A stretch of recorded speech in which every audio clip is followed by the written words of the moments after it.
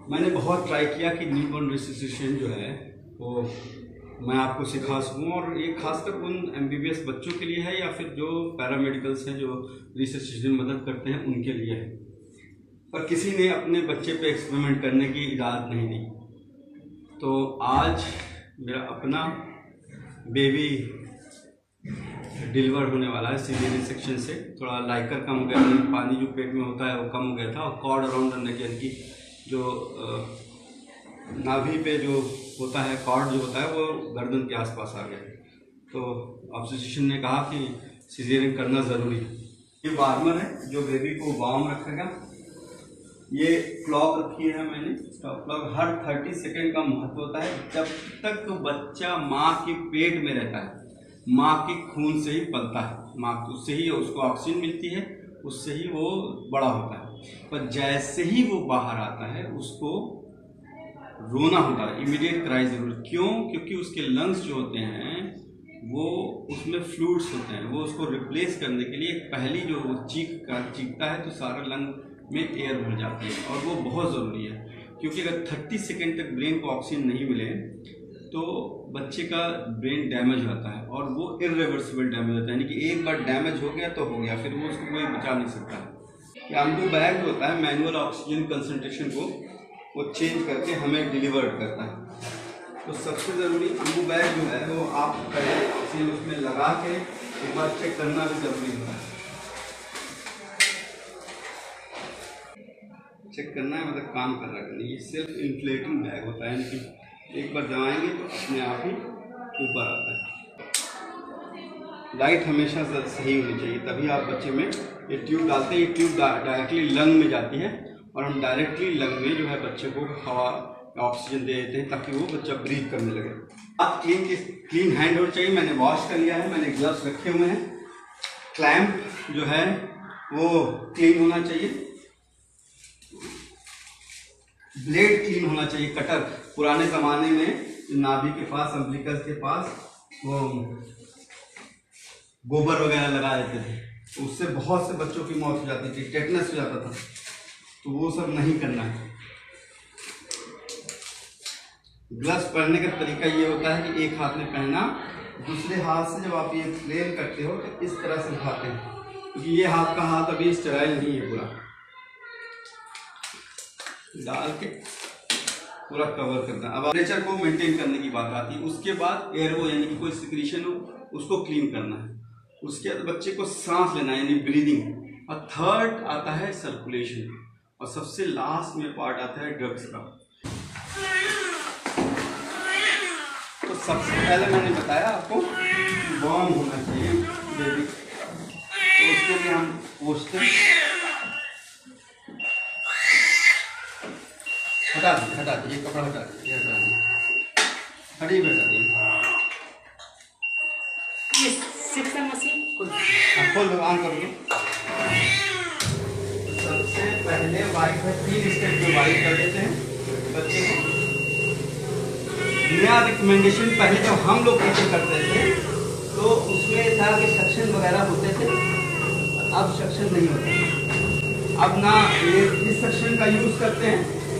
जब बच्चा रोने लगे तो कोई ज़रूरत नहीं होती है, सिर्फ बॉल पीस से ही यूज़ किया जाता है।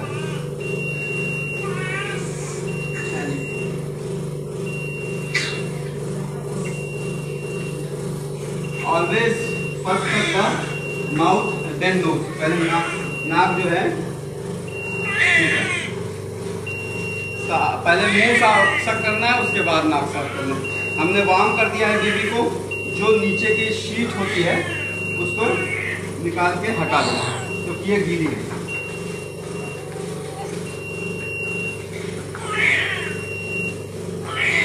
बेबी को एग्जामिन करना है।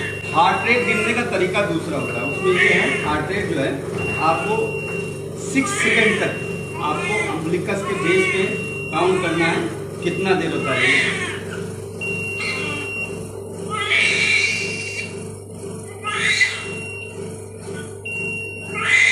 और उसे 10 से मल्टीप्लाई कर दीजिए।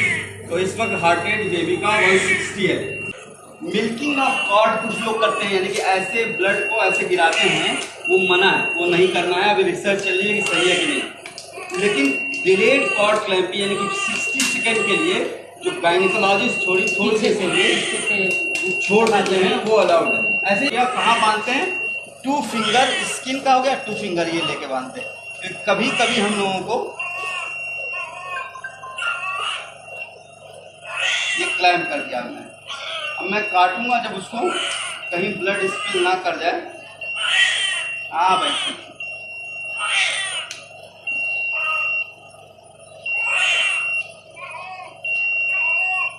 देखना होता है अम्बिलिकस में कि 2 आर्टरीज और 1 वेन होनी चाहिए। आप ये देखोगे वाइट वाइट जो दिखाई दे रहा है ना, ये देखो ये वाइट और ये वाइट, ये आर्टरीज हैं और ये जो खुला वाला पार्ट है ये वेन है। यानी 1 वेन होती है, 2 आर्टरी। अगर ये है नॉर्मल तो ये नॉर्मल आ जाएगा। बच्चे को एग्जामिन करेंगे हम हेड से टो तक। हम हेड से टो तक तो एफ हमारा ठीक है, ईयर्स ठीक है, नेक सही है, नेक छोटी नहीं है। क्लेफ्ट पैलेट और क्लेफ्ट लिप आपको दिखाई देगा जो बच्चों का कहते हैं होठ कटा हुआ है। क्लेफ्ट पैलेट के लिए बस उंगली डालना है और आपको हार्ड पैलेट की तरफ दोनों तरफ चलाना है।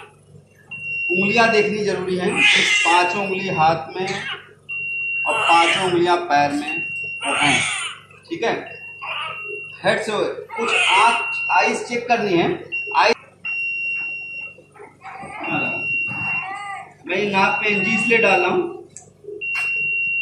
कि हम चेक करेंगे कि कोनल एट्रेसिया यानी कभी कभी नाक जो है बंद होती है पूरा। जब हम लोग पीजी करते थे तो ये सिखाया जाता था कि इसको शक भी करना है, पर वो सक्शन नहीं है, लेकिन थोड़ा मिकोने में शक कर लेते हैं। हाँ, कितना है, बराबर तो नहीं है। एब्डोमेन देख लेना है कि कोई ऑर्गेनोमेगैली तो नहीं है।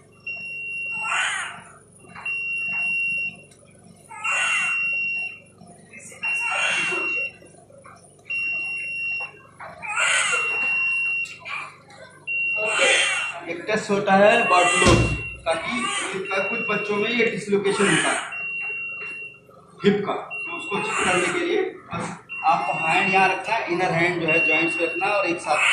कुछ लोग सिंगल करते हैं, हम लोग ऐसे भी करके आप चेक करें। इसके अलावा आपको स्पाइन चेक करनी है, जो कि ऊपर से नीचे पर हाथ फेर देना है। कभी कभी कुछ सेक्रल डिम्पल यानी टिप टाइप यहाँ पे मिलेगा आपको, वो नॉर्मल होता है।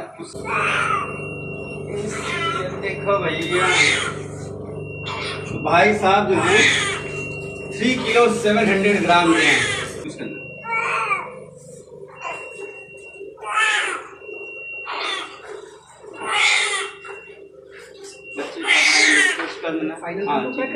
हाँ पैक कर स्ट्रेच करना है। यहाँ पे स्ट्रेच किया है, वहाँ देख लेना है हमें। 52 सेंटीमीटर लंबे, तो ये अच्छा बच्चा है।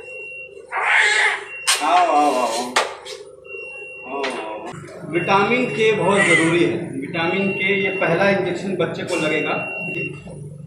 न्यूनेटल हेमरेजिक डिजीज ऑफ न्यूमन, HDN कहते हैं हम। उसमें हर तीसरे चौथे उसको ब्लीडिंग होने लगती है और बच्चे की डेथ होती है। तो इसको थाई पे लगाते हैं इंट्रामस्कुलर, लेकिन अच्छी तरह क्लीन करना बहुत ज़रूरी है। अगर ऐसे लगा देंगे, देखिए अभी भी ग्लूकोनियम आ रहा है।